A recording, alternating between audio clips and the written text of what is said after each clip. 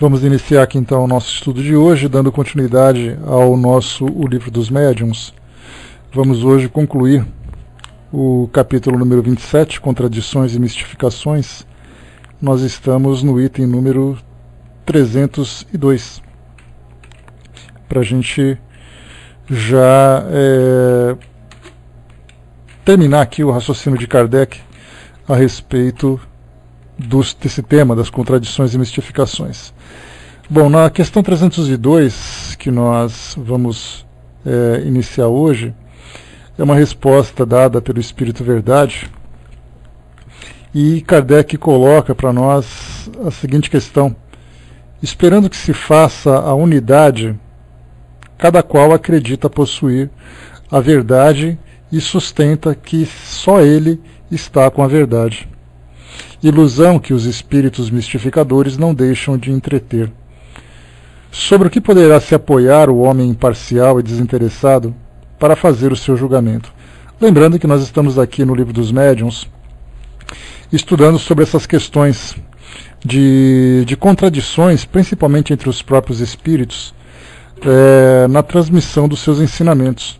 E quando nós falamos sobre questões morais, revelações do plano espiritual, é fundamental o cuidado para julgarmos a qualidade da resposta, a sua veracidade.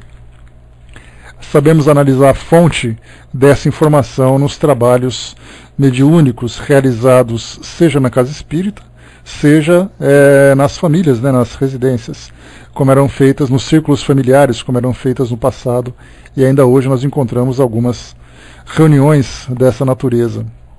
Então, numa comunicação com os espíritos, diante de uma revelação, diante de uma informação que acaba fugindo daquilo que tradicionalmente nós estudamos, Kardec pergunta como é que nós vamos fazer o julgamento dessas informações imparcialmente, desinteressadamente, dos espíritos, sabendo que dentro dessa unidade de ensinamentos que todos nós queremos alcançar, todos falando a mesma linguagem, todos tendo a mesma compreensão, como é que nós podemos fazer esse julgamento, observando a diversidade dos espíritos, das informações que os espíritos trazem, principalmente quando nós compreendemos a diversidade de conhecimento que todos eles têm.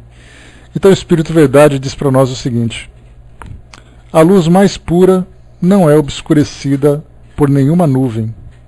O diamante sem jaça, sem falha, é o de maior valor. Julgai os espíritos pela pureza de seus ensinamentos. A unidade se fará onde o bem jamais se tenha misturado com o mal.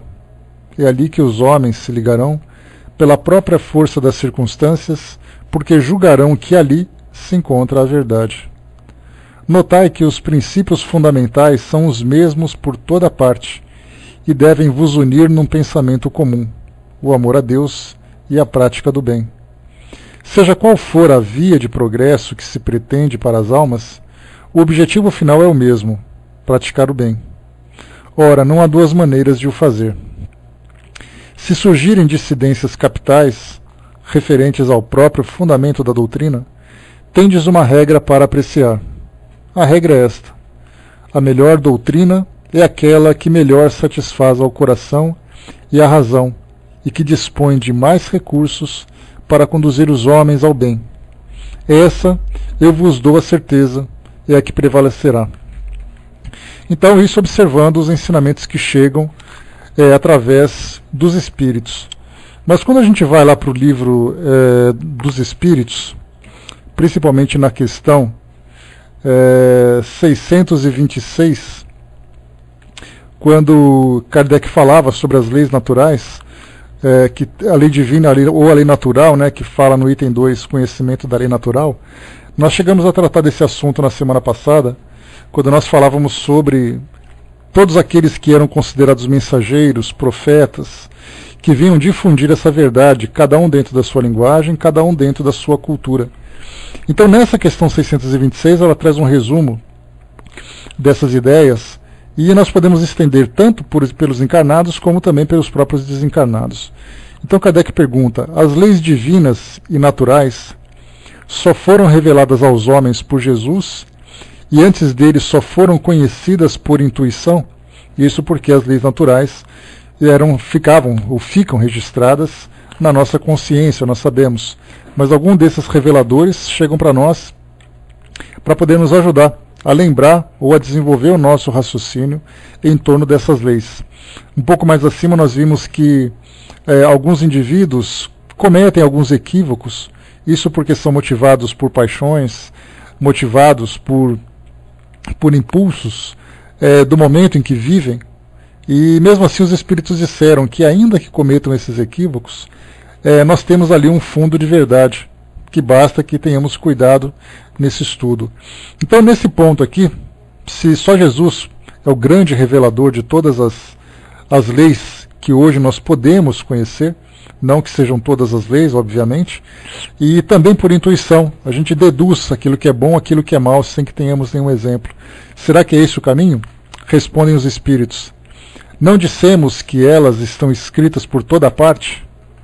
Todos os homens que meditaram sobre a sabedoria puderam compreendê-las e ensiná-las desde os séculos mais distantes.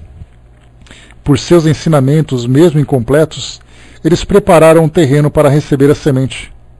Estando as leis divinas escritas no livro da natureza, o homem pôde conhecê-las sempre que desejou procurá-las. Eis porque os seus princípios foram proclamados em todos os tempos pelos homens de bem, e também porque encontramos os seus elementos na doutrina moral de todos os povos saídos da barbárie, mas incompletos ou alterados pela ignorância e a superstição. Então, nesse caso, quando nós falamos aqui sobre a prática desses ensinamentos, o Espírito Verdade já confirma para nós aqui que o que vale é a prática do bem. Não importa de que forma ela é feita, porque todas as formas convergem no mesmo ponto. Todas elas acabam chegando no mesmo caminho. E normalmente nós sempre procuramos o raciocínio filosófico em torno desse tipo de prática no nosso mundo. Normalmente são as escolas religiosas que adotam esse caminho. Então, obviamente que para você falar sobre o homem bom, sobre o homem moralizado, sobre a relação do homem com Deus, são as religiões, inevitavelmente, que tratam desse assunto. E todas elas, nós já conversamos, falam da mesma coisa, todas elas falam do mesmo tema, todas elas desenvolvem o mesmo raciocínio, elevando o homem espiritualmente. Obviamente que nós temos os equívocos, como foi colocado para nós aqui, voltando um pouquinho aqui no tema, na questão que nós lemos agora, são ensinamentos incompletos ou alterados pela ignorância e a superstição. É daí que hoje nós temos que, por exemplo, os conflitos que são observados no mundo hoje, são 3 objetos, podemos dizer assim, que são os causadores dos conflitos no mundo: a riqueza, o poder e as religiões. Se nós observarmos todos os grandes conflitos na história da humanidade, nós veremos esses 3 elementos envolvidos. Basta a gente ver que nas cruzadas, nas 8 cruzadas que aconteceram lá do século X até o século XI, nós tivemos ali milhares, se não milhões, de mortes em nome da bandeira religiosa. Depois nós tivemos a riqueza, as riquezas naturais, a riqueza de terreno e depois o domínio do poder. E tudo isso a gente vê nesse aspecto religioso, é exatamente essa distorção, esse desvio, né? A riqueza, o poder e as religiões. São esses 3 principalmente, que nós observamos em todos eles, né? Então, quando nós vemos que a religião envolvida, normalmente os homens que tomam as decisões, e tomando essas decisões baseadas exatamente na sua visão do mundo, a partir da perspectiva humana, da perspectiva terrena, e não da perspectiva espiritual. Então, por isso nós temos essas distorções. Hoje as religiões sofrem uma certa repulsa no mundo todo, embora a esmagadora maioria da população esteja vinculada a uma religião, mas vinculada parcialmente, porque ela concorda com os ensinamentos morais, mas muitas vezes não concorda com suas práticas, não concorda com suas ideias na administração da sua filosofia e também na difusão dela pelo mundo. Então hoje nós temos uma rejeição de uma parte significativa das religiões.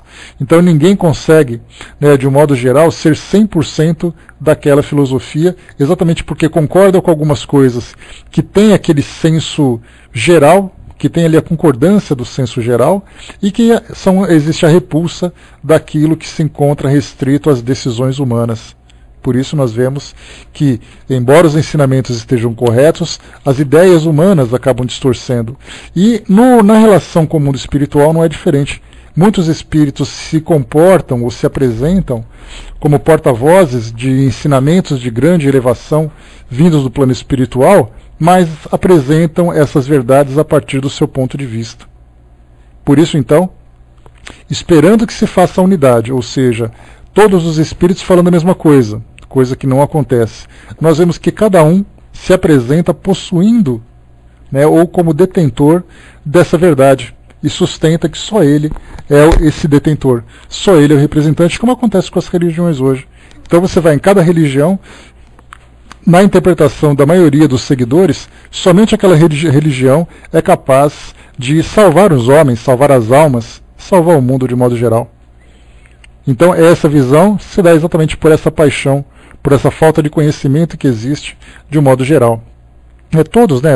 Então, quer dizer, começamos por essa interpretação equivocada, mas depois, com o esclarecimento, com a nossa própria evolução, virá naturalmente a unidade entre todos os espíritos.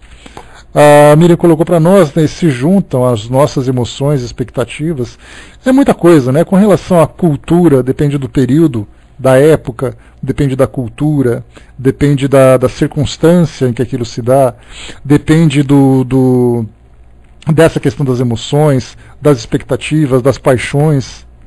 Então a gente vê que nós temos vários elementos que nos auxiliam, né, na falsa interpretação desse ensinamento que é o verdadeiro, considerado o ensinamento geral.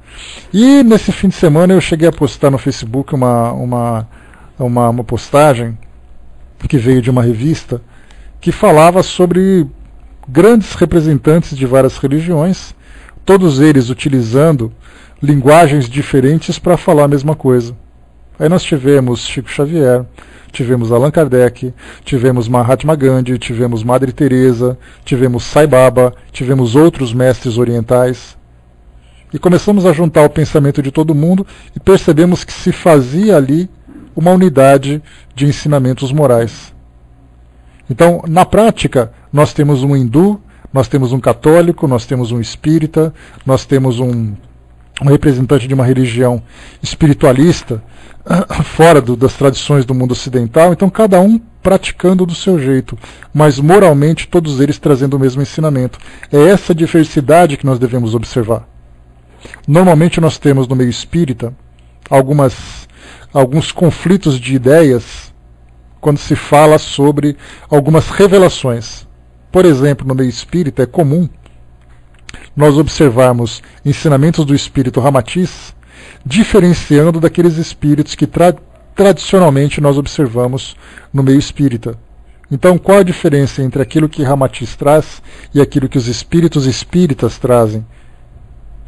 A diferença é que o mundo espiritual é visto a partir de uma perspectiva cultural, a partir de uma perspectiva de elevação moral de cada espírito. Mas quando todos eles falam sobre ensinamentos, por exemplo, daqueles que são tratados, Yogananda também foi tratado nesse post que eu coloquei com vocês, também que é um outro mestre oriental, né? Então são vários, se nós observarmos, que procuram sempre difundir essa parcela da verdade, mas a partir da sua perspectiva.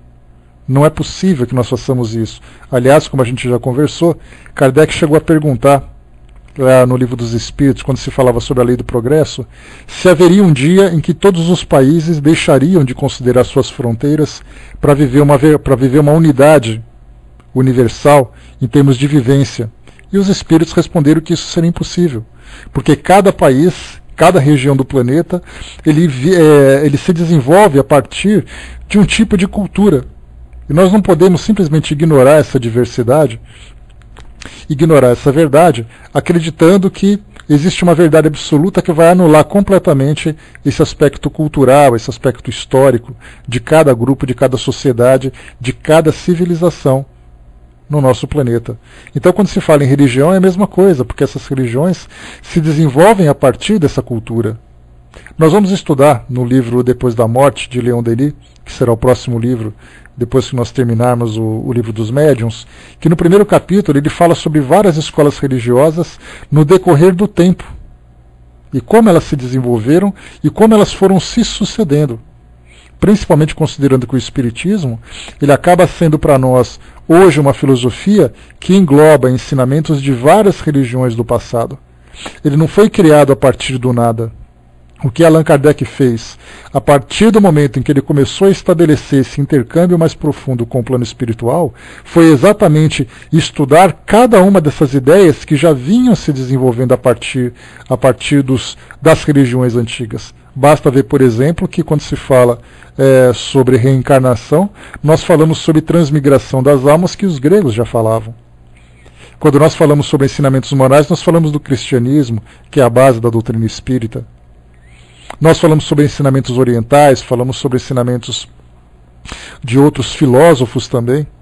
Então, na verdade, o Espiritismo ele é uma mesclagem de todos esses ensinamentos, só que estudado de uma forma filosófica, não apenas de uma forma teórica, mas estudado, analisado, refletido, e também tendo aspectos científicos na metodologia científica para compreendermos a veracidade desses ensinamentos, principalmente o veículo que o transmitiu, que foi o canal da mediunidade. Por isso, então, quando se fala com outros espíritos, depende do quê? De onde veio esse espírito? Qual era a sua cultura? Nós podemos falar com uma freira desencarnada, como já aconteceu várias vezes, um padre desencarnado, como já aconteceu várias vezes, espíritos que vieram do Oriente, seja lá do Extremo Oriente, falando sobre budismo, sobre shintoísmo, como do Oriente Médio, falando sobre o islamismo, sobre o hinduísmo. Então depende de onde vem esse espírito e qual exatamente o ensinamento que ele pretende trazer para aquele grupo. Por isso, então, a forma correta de nós fazermos uma comparação entre cada um desses ensinamentos é estudando a essência geral, mas todas elas levando o homem, conduzindo o homem à prática do bem. Não importa a linguagem que ele utiliza. Se o objetivo é transformar o homem num homem de bem, isso já é suficiente para sustentar ou para satisfazer seu coração, como foi a resposta aqui do Espírito Verdade. E nós já conversamos também sobre isso. Dalai Lama, sendo entrevistado por Leonardo Boff, que é teólogo, e aí então perguntando, qual era a melhor religião. Vocês conhecem essa história. Qual é a melhor religião para o homem? E aí então Dalai Lama responde com facilidade, dizendo que a melhor religião é aquela religião que faz o homem um homem de bem, que faz com que ele seja feliz, com que ele seja respeitável, não apenas respeitado, mas respeitável também, pela sua opinião, pela sua conduta, que faz ele mais tolerante, mais paciente. Então nós vemos que todas as religiões vividas na sua essência verdadeira alcançam esse objetivo. Se por acaso existe uma interpretação, existe uma prática do homem que desvia desse caminho dos ensinamentos mais verdadeiros que chegam para nós, é porque então há a necessidade de nós termos cautela na análise desses ensinamentos. Mudando agora, saindo das contradições, para a gente poder fechar essas ideias das contradições, nós vimos então no início, falando sobre as contradições dos homens com relação às suas práticas, e nós já conversamos que se você vai em 10 centros espíritas, nós vamos observar que existem condutas que se diferem nos 10 centros espíritas. Porque cada um, de acordo com a cultura de cada indivíduo, com o conhecimento de suas origens, o centro espírita vai ter uma prática. Mas o ensinamento acaba sendo o mesmo, embora a prática seja diversificada, e muitas vezes até equivocada também. Então, nisso há contradições. E há aquelas contradições vindas do mundo espiritual, onde cada espírito fala uma coisa diferente sobre um ponto. E aí então a cautela que nós temos que ter de conhecer o espírito. E principalmente, quando o espírito vem e traz um ensinamento, Kardec diz que a melhor forma de nós termos confiança naquele ensinamento é conhecendo o espírito. não apenas na sua primeira visita, mas no conjunto dos seus ensinamentos. Tudo aquilo que ele fala, a mesma coisa de um livro que a gente lê. Você lê um livro, um romance, um livro de mensagens, então a gente achou interessante, a gente achou curioso, ficou meio duvidoso com relação a uma ideia ou outra, vamos pegar mais livros sobre esse autor se por acaso despertar o interesse. Porque normalmente a gente tem aquela ideia, baseada principalmente na rebeldia, que a gente pega um livro, não gosta do livro e fala, não vou mais ler esse livro, acabou. Joga fora, se desfaz, começa a falar mal e coisa e tal. Na verdade, nós temos que ter muito cuidado. Porque talvez a nossa interpretação esteja equivocada, ou ele esteja dando continuidade a uma ideia que já foi transmitida. Por isso é importante nós conhecermos o conjunto dos ensinamentos que ele transmite. E não simplesmente uma única obra. Quando nós falamos do espírito que é mais, ao mesmo tempo polêmico, mas talvez um dos mais conhecidos, o próprio André Luiz. Pegamos um ensinamento, pegamos nosso lar, ótimo, ele deu a descrição dele de nosso lar, uns aceitaram, outros rejeitaram, alguns desconfiaram de alguns ensinamentos parcialmente, mas aceitaram outro. Vamos ler outras obras. Começaram a vir mais livros, e começamos a avaliar que o próprio espírito foi mudando de opinião no decorrer do tempo, pelo fato dele começar a se esclarecer mais. Então trouxe a sua primeira impressão, que não é uma impressão definitiva, e depois começou então a abranger cada vez mais esse conhecimento, né? Até o próprio Chico desconfiou no começo, né? Viu assim que eram ensinamentos que até então ninguém conhecia, ou pelo menos ninguém conhecia aqui no Brasil. Já trouxe para vocês aqui outras psicografias que antes mesmo do Chico trazer Nosso Lar, já se falava na Inglaterra sobre o mundo espiritual com aquelas mesmas características. O próprio Kardec faz algumas citações nas revistas espíritas, trazendo ali alguns pontos que merecem a nossa atenção, tratando dessas comunidades no plano espiritual. Então, quando o Nosso Lar chegou com tantos detalhes, todo mundo desconfiou. Depois fomos observando que o foco já não era mais as descrições do mundo espiritual, mas era a forma de viver no mundo espiritual. E certamente, quando a gente vai para um ambiente que ninguém conhece, você vai querer trazer as suas descrições. Agora, rejeitar por rejeitar, aí a gente acaba fechando, né, a nossa visão, limitando a nossa visão na nossa opinião endurecida, rígida. Agora é importante, então, estudar aprofundando cada vez mais. E não apenas naquele espírito, mas diversificar como o próprio Kardec fez. O Braz lembrou que nunca devemos abandonar uma obra por uma palavra mal colocada, né? José Herculano Pires, um ensinamento mais do que correto. A Miriam colocou, né, mas a nossa viagem também ao ler esses livros, que muitas vezes complica, né? Porque cada um, né, Miriam? Eu acho assim que quando nós lemos, por exemplo, um livro como Nosso Lar, e você começa a ler aquelas descrições, você forma uma imagem na sua cabeça por aquilo que você já viu. Se nós lermos essa obra, eu tenho certeza que todos nós aqui na sala vamos ter imagens diferentes do mesmo lugar. Então eu vou interpretar Nosso Lar do meu jeito, vocês vão interpretar do jeito de vocês, cada um com o tamanho de um edifício, uma característica de um edifício, a aparência de uma pessoa, a aparência de um ambiente, de acordo com a nossa visão. O próprio filme Nosso Lar, por exemplo, ele foi desenvolvido no seu cenário, na sua descrição, a partir da visão do autor. Do autor não, no caso do diretor do filme, que começou então a criar aquelas imagens, mas certamente se nós pegássemos outros diretores, teríamos também nossos lares diferentes, outras ideias diferentes. Então por isso o cuidado de não restringirmos a nossa visão em cima de apenas um escritor, e ao mesmo tempo temos cuidado para expandirmos a nossa visão, para absorvermos cada vez mais conhecimento. E isso é que é fundamental para qualquer ensinamento que nós tenhamos. A Fraterna colocou toda a leitura interpretativa e muda de acordo com a visão de cada um. E Kardec, Fraterna, quando ele começou a ter contato com os espíritos, tenhamos certeza de que ele também fez a sua interpretação.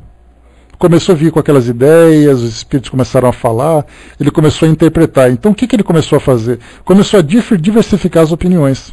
Quando ele começou a perguntar para espíritos diferentes sobre o mesmo tema, foi aí que ele começou então a diminuir cada vez mais aquela visão ampla que se tinha sobre um tema. Então houve a necessidade de se aprofundar e afunilar para poder filtrar aquilo que era comum para aquilo que era uma interpretação fantasiosa.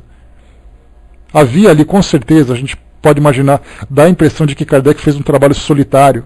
E na verdade ele tinha amigos com quem ele debatia, com quem ele conversava, apresentava, trocava ideias, algumas coisas que ele apresentava, outras que ele segurava, que não era o momento. A gente viu isso no livro Obras Póstumas, que era recomendável não apresente isso ainda. Então havia sempre ali uma interação entre Kardec e as pessoas de sua confiança, assim como também com os espíritos que estavam sempre presentes, com outros que traziam as suas opiniões.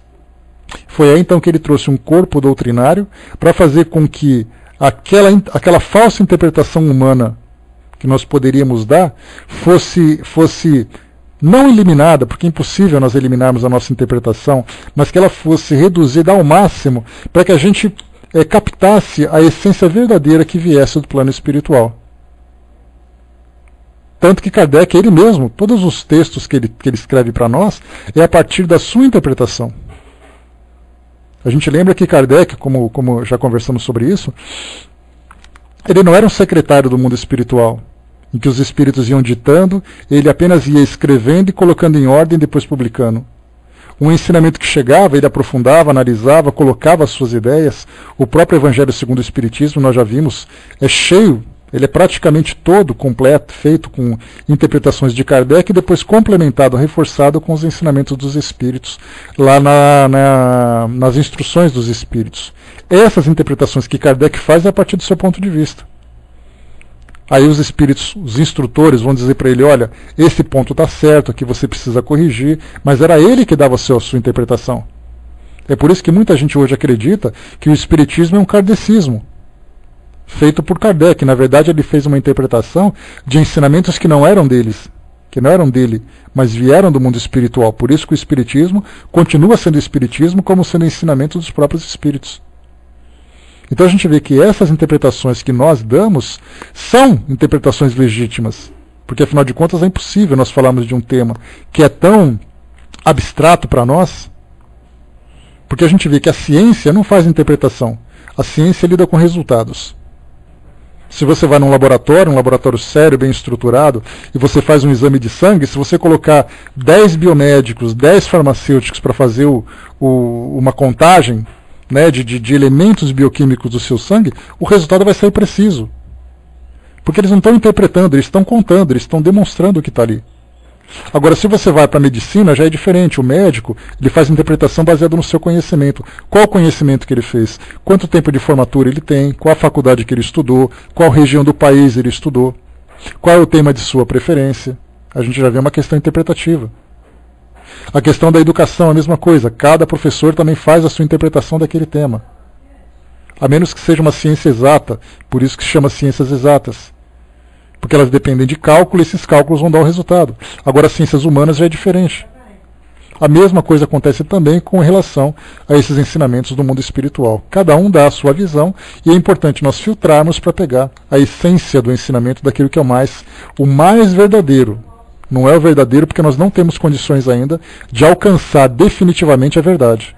Então nós procuramos tirar aquilo que é uma falsa interpretação e tentarmos nos aproximar, tanto quanto possível, da verdade que chega para nós, ou da fração da verdade que chega até nós. Então, fechamos por aqui essa parte das contradições. Se há contradições, se nós divergimos nas nossas opiniões, é porque o assunto não é definitivo, porque a nossa interpretação é equivocada, porque o conhecimento que nós temos ainda é limitado. A partir do momento em que nós temos contato com a verdade absoluta, as contradições acabam sendo dissolvidas, né, na nossa mente. A segunda parte desse capítulo, 27, são das mistificações. Mistificar significa mentir, fantasiar. Então, muitas vezes, os espíritos que são chamados de mistificadores, aliás, nós temos expressões curiosas, né, no meio espírita, porque nós utilizamos termos sem muitas vezes saber o que significa. Porque no passado, naquele vocabulário das décadas anteriores, eram palavras que tinham sentido. Para nós hoje não tem.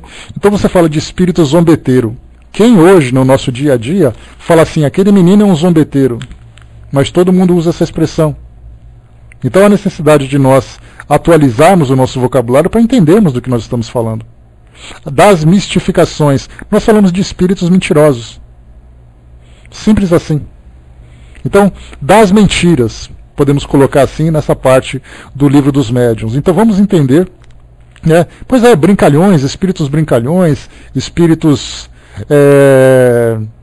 como é que nós podemos chamar?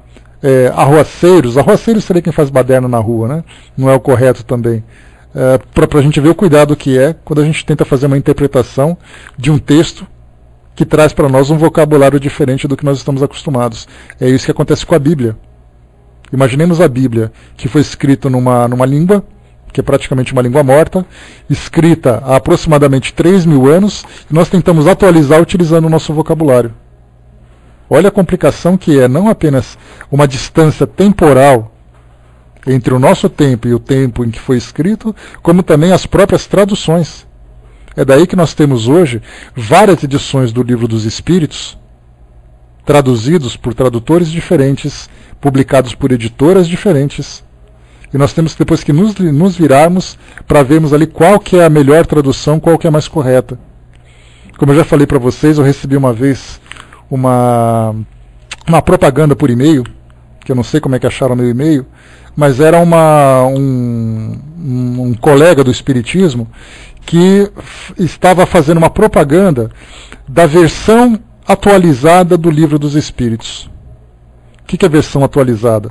Não é a versão atualizar os ensinamentos, mas atualizar o vocabulário. Então ele já começava assim: você sabe o que significa prolegômenos? Se alguém chegar para você na rua e falar assim, vai para lá, seu prolegômeno, você acha que ele está te xingando. Por quê? Porque são palavras que nós não conhecemos. Então ele trazia uma proposta mudando várias palavras do vocabulário, trazendo para a atualidade. E eu percebi ali que isso é muito perigoso. Porque às vezes a gente coloca uma palavra do nosso ponto de vista, mesmo que esteja no dicionário, mas mesmo uma palavra no dicionário a gente sabe que tem vários sentidos. Tanto que você pega uma palavra e você olha, está lá, número 1, tal coisa, número 2, tal coisa. Tem palavras que chegam até o número 10.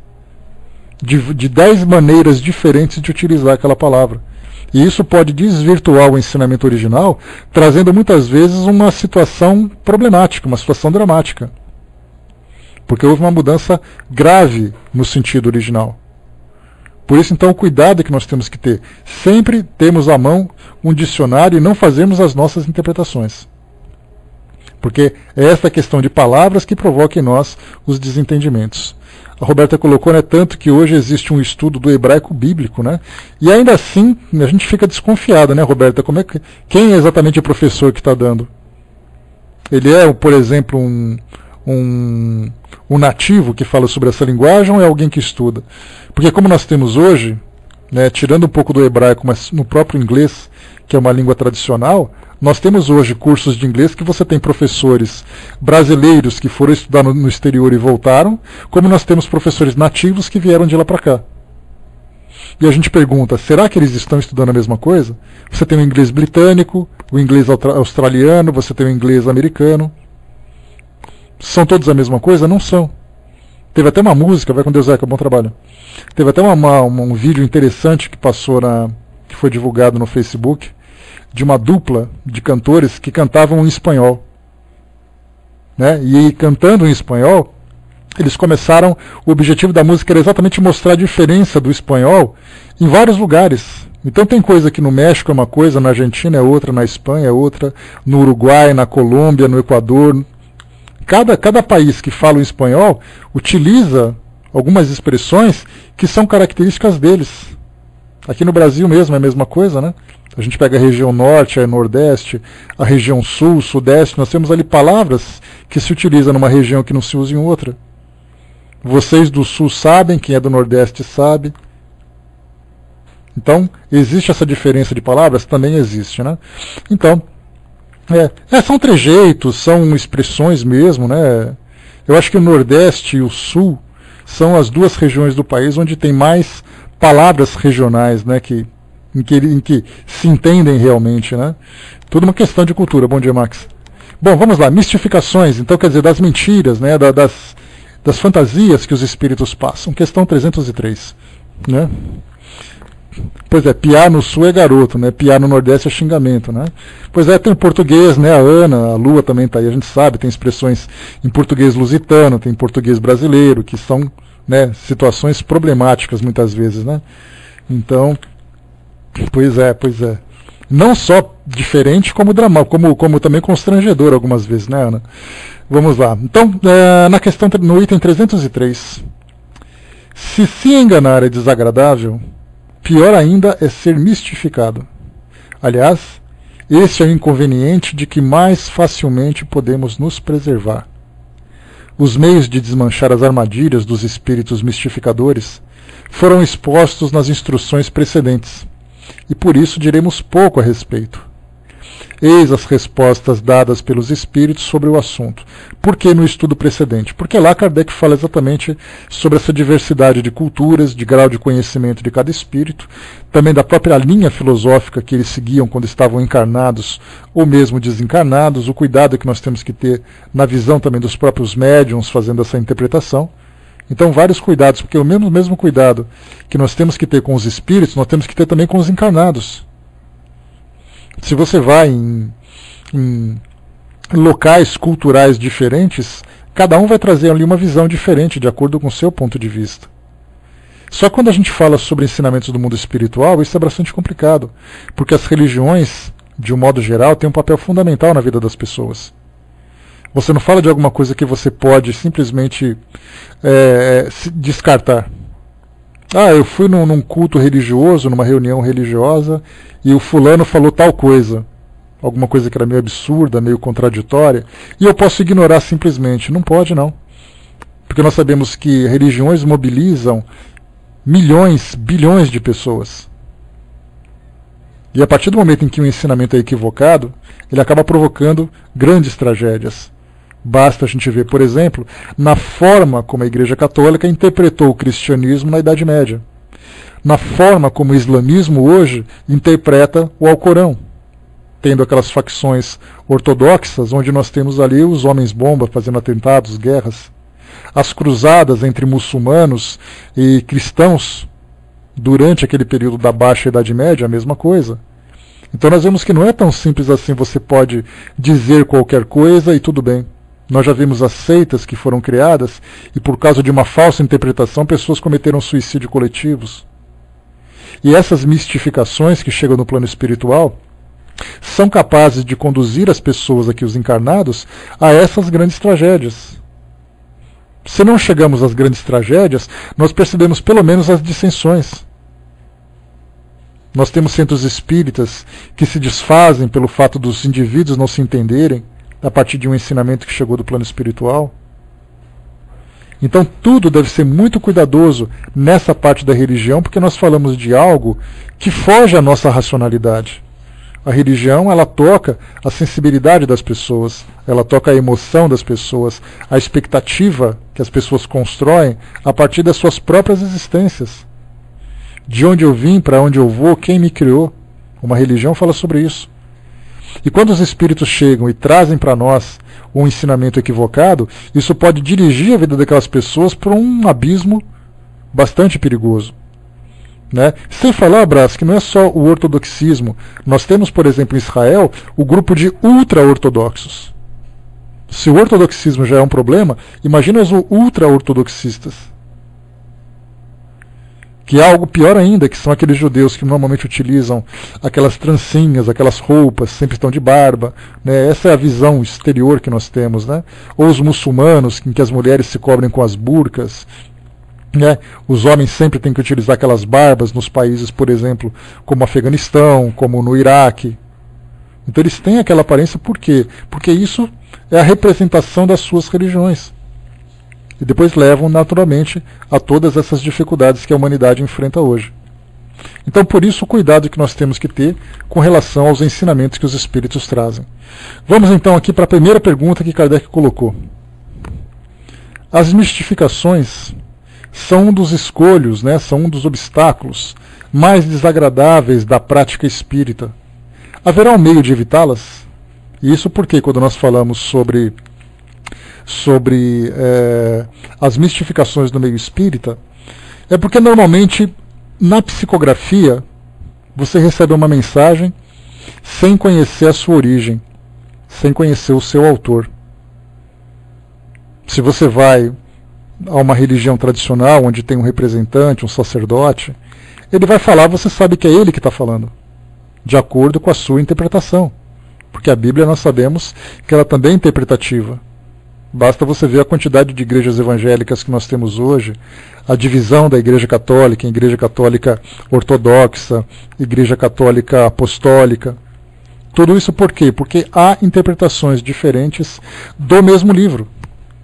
Xiitas e sunitas no islamismo, a mesma coisa, interpretação diferente do mesmo livro. Então no meio espírita também não é diferente, só que nós temos um agravante. Nós damos extremo valor para as mensagens que chegam do plano espiritual, o que é absolutamente legítimo, já que a doutrina dos espíritos traz para nós ensinamento dos próprios espíritos. Então você não pode dizer assim, não, eu tenho aqui esses livros e eles já são suficientes para que eu possa conhecer o mundo espiritual. Na verdade, o espiritismo ele vai sempre crescendo com as contribuições de todas as épocas, de tudo aquilo que os espíritos trouxeram para nós. E continuam trazendo e continuarão trazendo. Cada um trazendo a sua contribuição, trazendo para nós um ensinamento mais profundo, trazendo para nós uma nova visão de um ponto do plano espiritual que nós não compreendemos ainda. Então a comunicação com os espíritos é a essência da doutrina espírita. Não podemos pegar os ensinamentos que vieram e ignorar os que estão chegando. É necessário que nós façamos sempre, né, esse conjunto, né, fazendo com que ele seja crescente, sempre incorporando aquilo que chega através da nossa análise, através das nossas interpretações.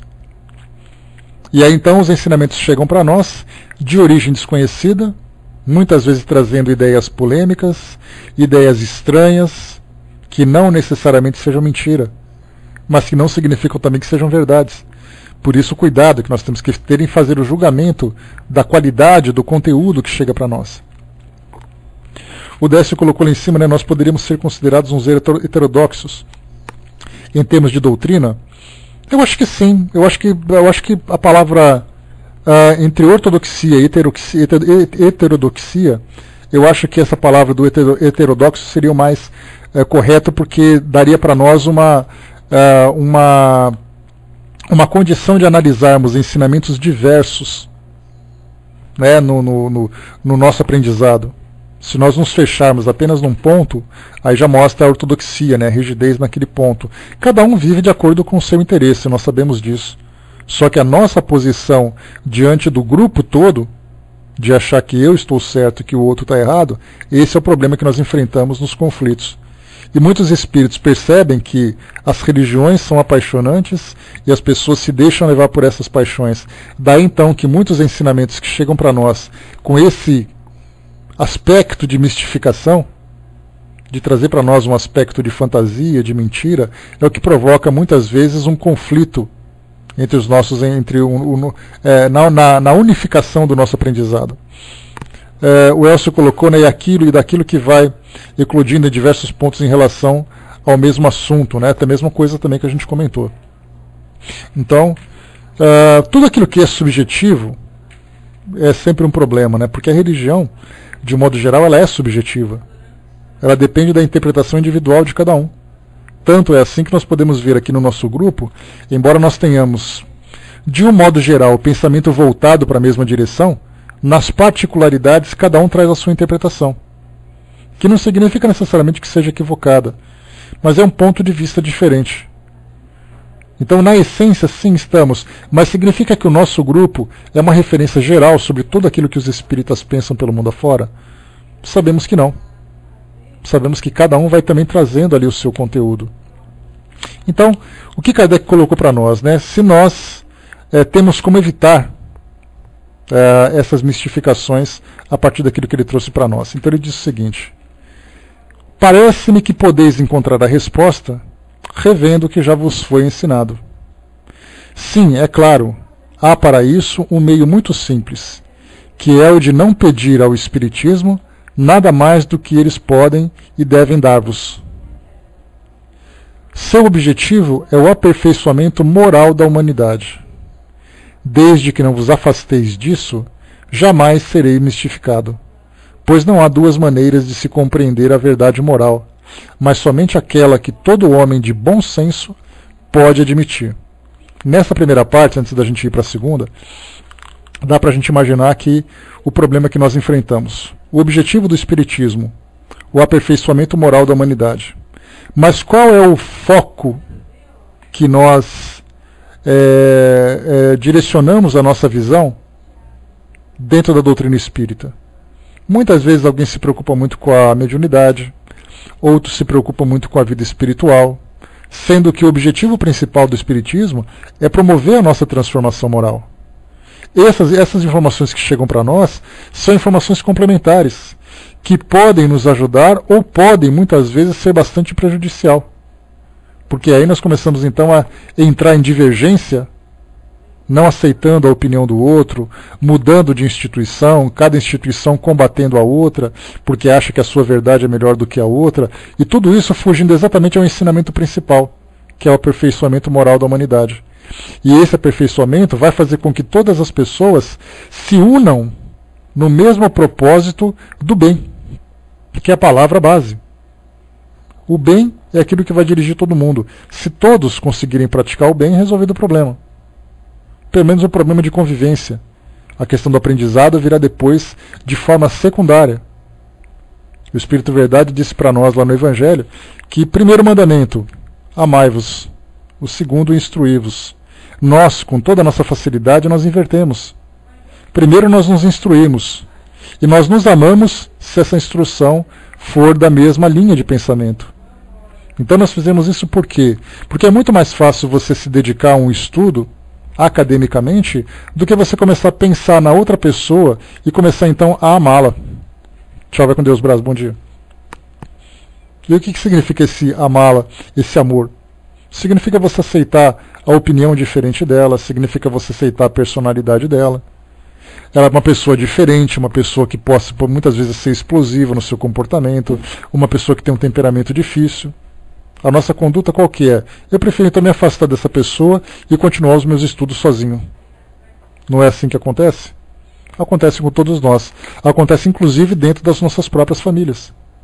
Se tem uma pessoa com quem eu não tenho uma boa relação, eu me distancio dela e vou cuidar da minha vida.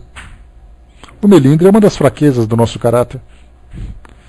Só que os Espíritos disseram para nós que é exatamente isso. Essa é a nossa grande batalha. É para isso que o Espiritismo nos instrui.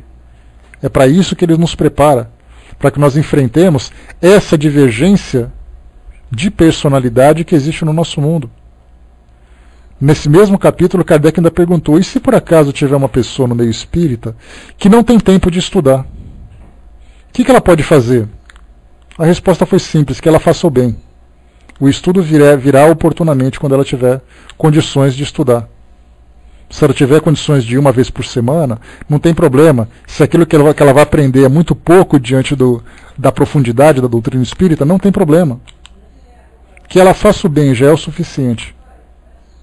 Se ela não aprender hoje, ela vai aprender na próxima encarnação, na terceira encarnação, na quarta encarnação, vai aprender no mundo espiritual. O aprendizado virá quando ela tiver. Agora, se ela não promover o bem agora, certamente, a curto prazo, ela vai começar a sofrer muito por isso. Tanto aqui no mundo físico como no mundo espiritual. Então esse é o principal ensinamento que os Espíritos trazem. Só que nós invertemos isso.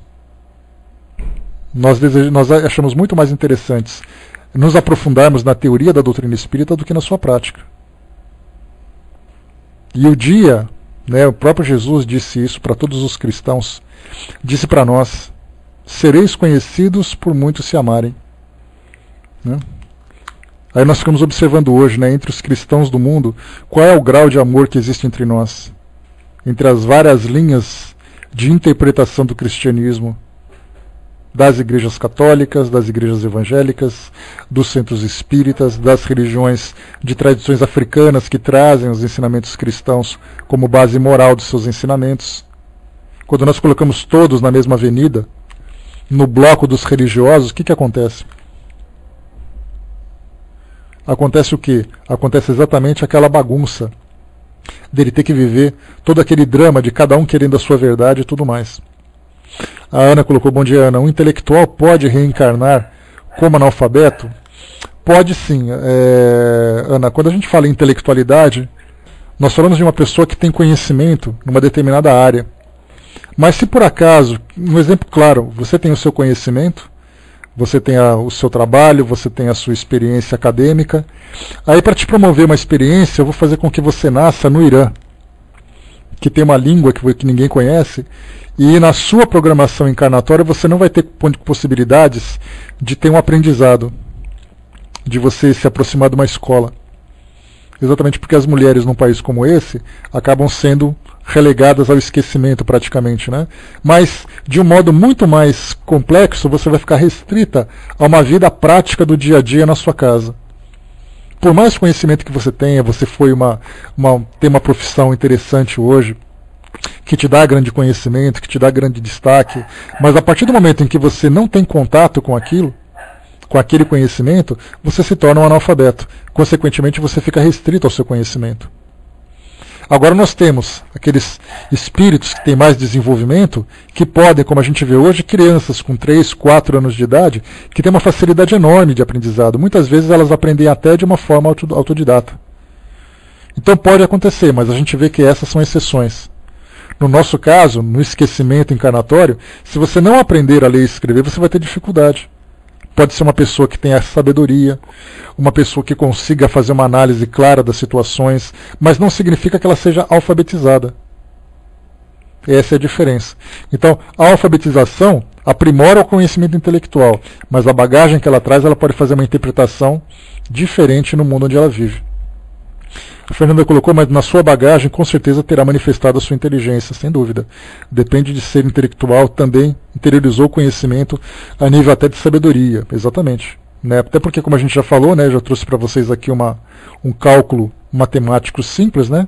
A sabedoria nada mais é do que a inteligência mais a moralização. Aí você encontra a sabedoria. Porque é aquele indivíduo que tem inteligência, não uma inteligência técnica. Eu sou inteligente porque eu fiz engenharia, porque eu sou engenheiro termonuclear. Nada disso. É a inteligência de você lidar com as situações, a capacidade de raciocínio, isso é inteligência. Porque hoje você pode ser engenheiro, na próxima você pode ser advogado, depende das experiências que você viveu. Tem espíritos que seguem a mesma tendência, tem outros espíritos que estão, no nosso grau evolutivo, muitas vezes, buscando uma formação. Então hoje nós não podemos dizer, somos espíritos ainda infantis, nessa longa escala evolutiva. A profissão que eu tenho hoje pode ser uma profissão completamente diferente na próxima. Então eu posso seguir tendências, mas não significa que essas tendências vão se reverter numa realidade de continuidade daquilo que eu vivi anteriormente. Agora, quando nós pegamos um espírito que tem uma longa vivência numa determinada área, a tendência é que ele continue vivendo isso. Mas nós não falamos de intelectualidade no sentido de conhecimento técnico. O indivíduo que tem facilidade de aprendizado, esse é um indivíduo que tem um intelecto mais desenvolvido. Mas ele pode aprender qualquer coisa, não é aprender somente aquele assunto. Né? Então, por isso que a gente sempre lembra que as reencarnações, elas proporcionam para nós experiências que hoje são situações que para nós, vamos dizer, são situações que para nós são fáceis de serem aplicadas, pelo fato de nós não termos ainda a nossa personalidade já definida, né, daqui para frente. Nós estaremos sempre mudando de acordo com as experiências. Né? É o mesmo caso para os que nascem com idiotia. A idiotia nada mais é do que uma paralisação no desenvolvimento do indivíduo. Né? Então ele tem uma lesão no seu cérebro que proporciona aquele tipo de experiência que para ele é uma interrupção, mas que na próxima encarnação, ele vindo com um organismo adequado, ele pode dar continuidade naquilo que ele aprendeu. E a idiotia, nós lembramos, ela tem várias causas. Né? A idiotia ela pode ter, por exemplo, seja uma prova, seja uma expiação, pode ser até um desequilíbrio do próprio indivíduo. Basta a gente ver, né, e lembrando que idiotia é uma expressão utilizada no passado para definir um indivíduo que tem uma deficiência intelectual. E hoje nós podemos definir de várias formas: um traumatismo crânioencefálico, uma paralisia cerebral, uma síndrome de Down, várias outras síndromes que levam o indivíduo a essa condição de idiotia comparado com o passado.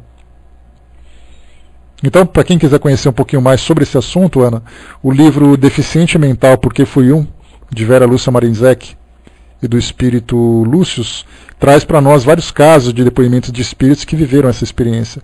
É bem interessante, vai dar para montar assim, uma bagagem bem legal. Um espírito, por exemplo, que desencarnou por overdose de drogas, e essa overdose provocou nele um tal grau de perturbação que ele veio como um deficiente mental, sofrendo, se eu não me engano, não me lembro se era uma doença congênita que ele teve, ou se foi um acidente de parto, né, que no caso uma paralisia cerebral, eu não me recordo, foi autismo, o Ximenes, né, Ximenes lembrando também, o autismo também é um outro caso, né, então é só a gente conhecer. Mas vamos lá, voltando então para o nosso caso aqui. Né, como a gente falou, né, aqui então o objetivo da doutrina espírita, que é o aperfeiçoamento moral da humanidade. Todo o ensinamento que chega para nós, do plano espiritual, que tem uma característica, que tem assim um ensinamento que dirige o homem para um caminho oposto, ou que desvia o homem desse caminho do aperfeiçoamento moral, é um ensinamento mistificador, um ensinamento equivocado. Continuando. Os espíritos vêm instruir-vos e guiar-vos na rota do bem, e não na das honrarias e na da fortuna, ou para atender às vossas pequeninas paixões. Se jamais lhe pedissem futilidades, ou o que seja, além de suas atribuições, ninguém dá acesso aos espíritos mistificadores, do que se conclui que só é mistificado aquele que merece. Esse parágrafo aqui, ele traz para nós uma característica interessante. Eu vou andando pela rua e encontro no poste da rua um cartaz colado. Traga o seu amor em 3 dias. Fazemos consultas mediúnicas para definir o seu futuro. E você vai até lá. Chegando até lá, o espírito vai dizer como vai ser sua vida no futuro. Um espírito, nessa condição, em que você paga para ter uma consulta, ele tem condições de trazer para você uma verdade sobre o seu futuro? O que muitas vezes fazem são interpretações da sua realidade atual para poder definir o que vai acontecer no futuro. Ele vê o contexto que você vive, o médium, também, lembrando sempre que nós estamos falando de um fenômeno mediúnico legítimo, né? Não daquelas pessoas que inventam mediunidade, nós estamos falando de médiums mesmo, né? Não de charlatães. Mas nós temos ali então o médium e o espírito que fazem uma interpretação da vida da pessoa para trazer uma definição sobre o seu futuro. Ou então o espírito fazer promessas que não, eu vou fazer com que você, pode deixar que eu vou resolver o seu problema e você vai arrumar o emprego que você quer. Você vai se casar do jeito que você quer. A sua vida vai melhorar porque eu vou te ajudar. Um espírito não tem condições de fazer isso. Simplesmente porque existe uma lei que determina a nossa vida, a lei de causa e efeito, além da nossa própria programação, que foge a qualquer capacidade de espírito de alterar essa lei.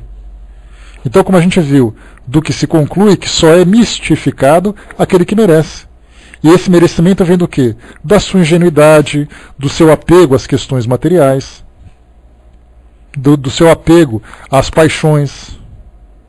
A gente sempre vê, né, 3 dias para trazer o namorado de volta, mas a gente nunca vê assim, né, 3 dias para levar seu marido embora, né? Isso a gente nunca vê esse tipo de serviço, mas tem gente que promete, tem gente que acredita. E tem gente que acredita e paga por isso. Não tem as pessoas que pagam por esses pactos com os espíritos? Você me dá tanto, eu vou fazer um trabalho numa encruzilhada e aí os espíritos vão te ajudar.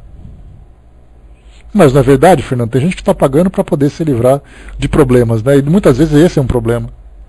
Então esse é o caso. E continua aqui para nós os espíritos. Os espíritos não estão incumbidos de vos instruir nas coisas deste mundo, mas de vos guiar com segurança naquilo que vos possa ser útil para o outro. Ou seja, os espíritos nos trazem instruções para que as nossas condutas hoje sejam para nós uma prévia daquilo que nós viveremos na nossa realidade espiritual. É claro que nós podemos interpretar o seguinte: nós temos hoje vários grupos de espíritos, ou grupos de médiuns. Grande abraço, Elcio, fica com Deus, querido. Quando nós temos vários grupos de médiuns, de espíritos, sejam eles espíritas, sejam eles espiritualistas, independente do grupo, nós não precisamos ter esse preconceito, né, porque nós temos grupos espiritualistas que trabalham com muita seriedade, com critérios de segurança e tudo mais. Então nós ficamos com aquela ideia, né, de que somente os espíritas são os donos da verdade no que diz respeito à mediunidade. Não, não é assim. Tudo depende do quê? Do médium, do objetivo do seu trabalho e dos espíritos que o assessoram nesse trabalho. Então, não imaginemos que nós temos o seguinte. Nós temos hoje grupos, seja na Umbanda, seja na doutrina espírita, seja em outros grupos espiritualistas, esotéricos, que têm espíritos que fazem consultas espirituais.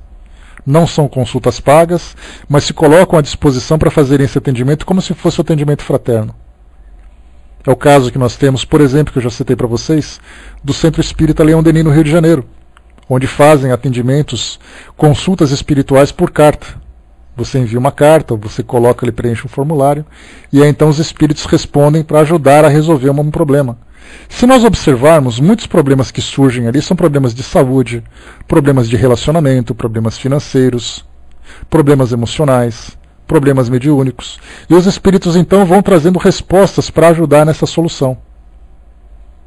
Aquelas consultas médicas que nós já vimos, as cirurgias espirituais. Por que existe tudo isso? Porque, na verdade, o indivíduo que sofre em uma determinada área da sua vida, isso prejudica a sua evolução espiritual. Então, na verdade, o que os espíritos fazem nesses trabalhos que são voltados realmente para a caridade, tem por objetivo fazer com que a pessoa retome o reequilíbrio e promova a sua transformação moral. Não é simplesmente você falar assim, olha, eu estou precisando muito de dinheiro. Aí o espírito fala, então pega, joga nesses números na Mega Sena que você vai resolver o seu problema. A gente sabe que na verdade isso não vai resolver um problema, vai criar outro problema. Porque mesmo que os números fossem corretos, esse prêmio que ele está ganhando não vai fazer com que ele se transforme numa pessoa melhor. Vai fazer com que ele se transforme numa pessoa mais gananciosa. E fazendo com que ele se torne ou fique numa condição muito mais distante da sua evolução. Por isso então nós temos ali que o objetivo dos espíritos nesse tipo de assistência é fazer com que você retome o equilíbrio. E a partir dessa retomada você começar então a promover o seu crescimento espiritual. Para que, como espírito que você é, você alcance então os patamares mais elevados da evolução.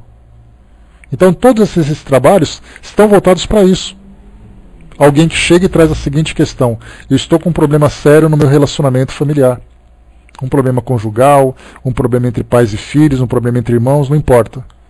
O espírito então traz para nós, ou os espíritos trazem para nós, uma orientação para que a gente possa reharmonizar o ambiente onde nós vivemos.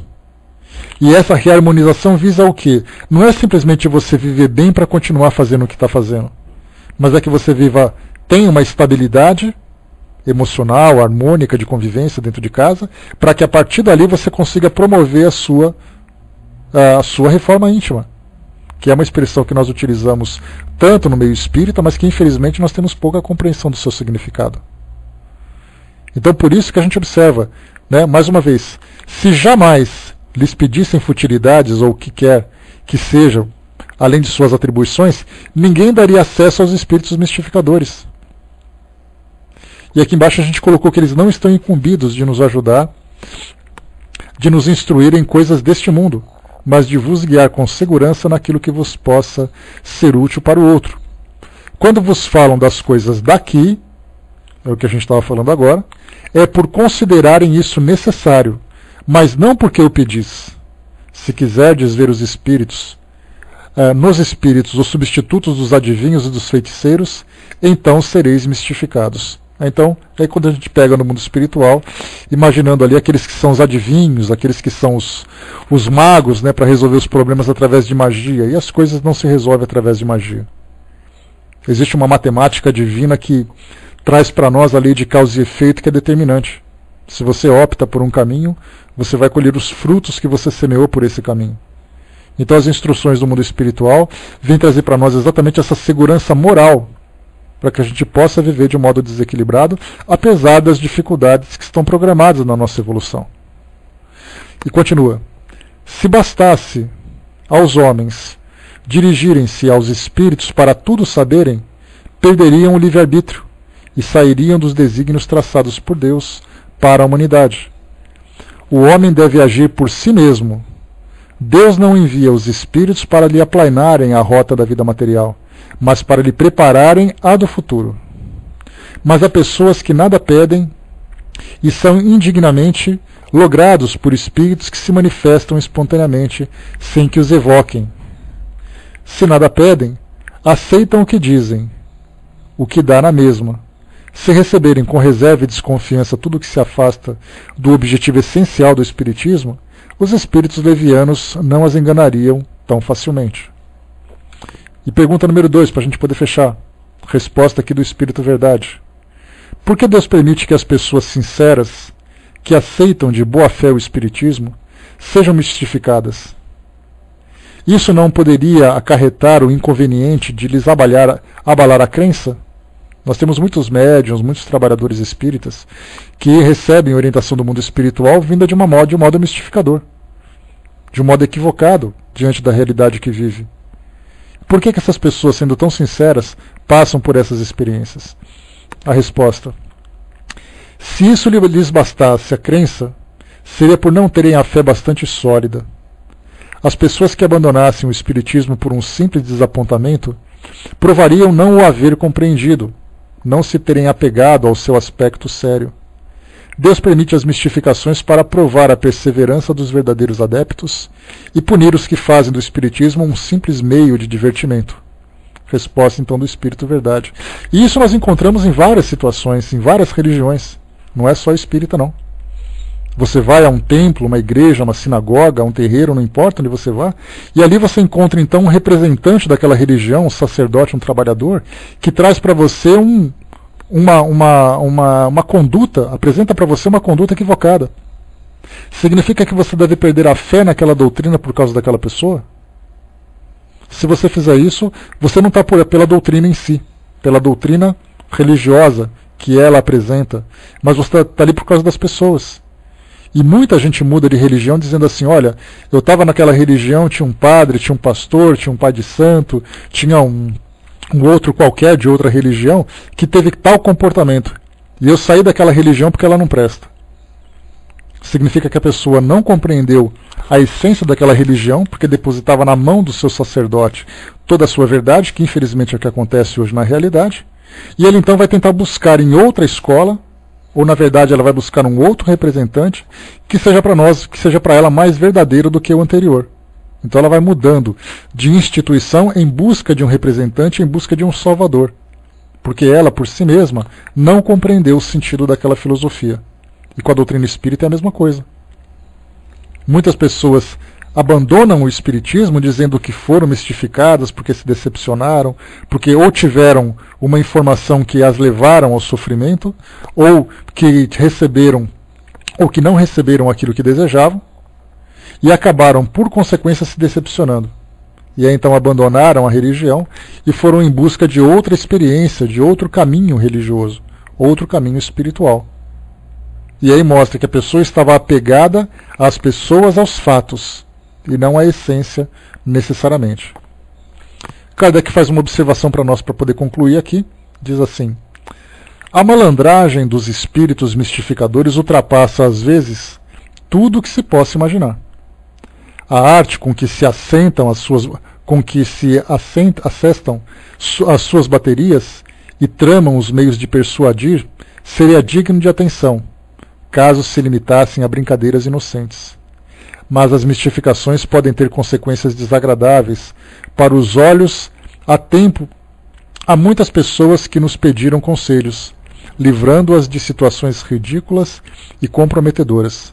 É o caso que a gente viu de problemas financeiros, de problemas de condutas, de pessoas que têm que se deslocar para tal lugar porque ali é melhor do que o outro, né?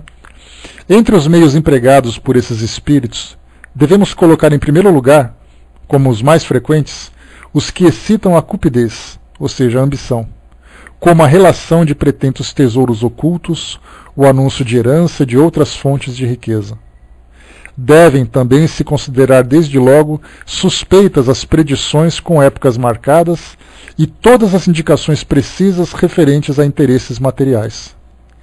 Toda cautela com as providências prescritas ou assemelhadas pelos espíritos, quando os fins não forem claramente razoáveis. A gente vê muito isso assim. Se você vier para o culto da minha igreja e você seguir ali aquele ritual, você vai então começar a ter prosperidade material. Aí depois aparece na televisão dizendo assim: eu era uma pessoa que era alcoólatra, meu casamento estava desmanchando, eu estava desempregado. Depois que eu vim para a igreja, minha vida mudou, eu fiquei empregado, meu alcoolismo curou, a minha família ficou harmonizada, minha filha viajou para a Europa, etc. e tal. A gente vê que o foco está ali no mundo material, não está no mundo espiritual. E muitas vezes aqueles que são os dirigentes são inspirados por espíritos mistificadores para apresentarem esse tipo de sucesso, esse tipo de realização, porque é exatamente aquilo que instiga as pessoas. No meio espírita não é diferente. Um espírito vem dizer para você que a fórmula para você enriquecer, a fórmula para você ter estabilidade financeira.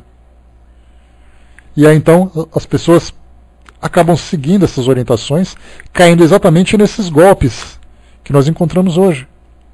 Exatamente, fraterna. Por que isso tudo? Porque as questões financeiras do mundo, hoje, é aquilo que elimina o seu sofrimento primário. Qual é o sofrimento primário? O do sacrifício, das necessidades. E aí, então, todo mundo busca isso.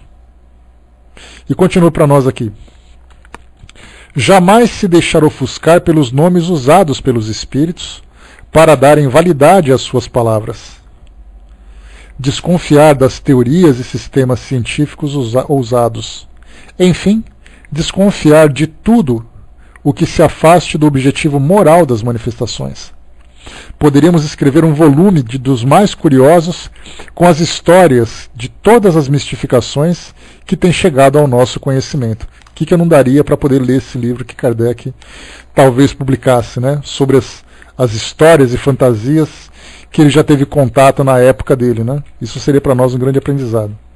E Herculano Pires, para concluir o nosso estudo de hoje, traz para nós aqui a seguinte informação. Herculano Pires, a gente lembra, foi o nosso tradutor dessa obra. E ele coloca aqui: a falta de observação dessas instruções tem permitido a divulgação e aceitação de numerosas teorias pseudocientíficas em nosso país e em todo o mundo, que contribuem para o descrédito do espiritismo. A vaidade pessoal de médiuns, de estudiosos da doutrina e até mesmo de intelectuais de valor inegável, estes sempre dispostos a criticar e a superar Kardec, tem levado as pessoas ao ridículo, inutilizando-as para o verdadeiro trabalho de divulgação e orientação. Essas instruções devem ser lidas e meditadas pelos que desejam realmente servir a causa espírita. Bom, terminamos por aqui o nosso estudo de hoje. O próximo item que nós vamos estudar na semana que vem vai ser o capítulo 28, charlatanismo e prestidigitação. A gente lembra que prestidigitação nada mais é do que o ilusionismo que nós vemos hoje, né, nas casas de shows, na televisão e tudo mais. Só que no passado, os prestidigitadores faziam então apresentavam truques para simular os fenômenos mediúnicos. Então Kardec vai falar sobre isso na sexta-feira, fraterna. Amanhã a gente tem estudo normal. Então só na sexta-feira que nós não teremos estudos, tá, pessoal? Só lembrando já que vocês terão um fim de semana prolongado também. Então, charlatanismo e prestidigitação será o nosso último tema a estudarmos desse livro. Muito bem. Fechando por aqui então, pessoal, capítulo 27. Bem legal estudar sobre isso, né? Bastante coisa para a gente falar, coisas que tocam a nossa realidade, o nosso dia a dia, o nosso cotidiano. Então, fechamos por aqui esse capítulo e o próximo não será diferente, será bem legal também. Bom, eu vou passar para a nossa amiga Miriam, que vai fazer um encerramento para nós.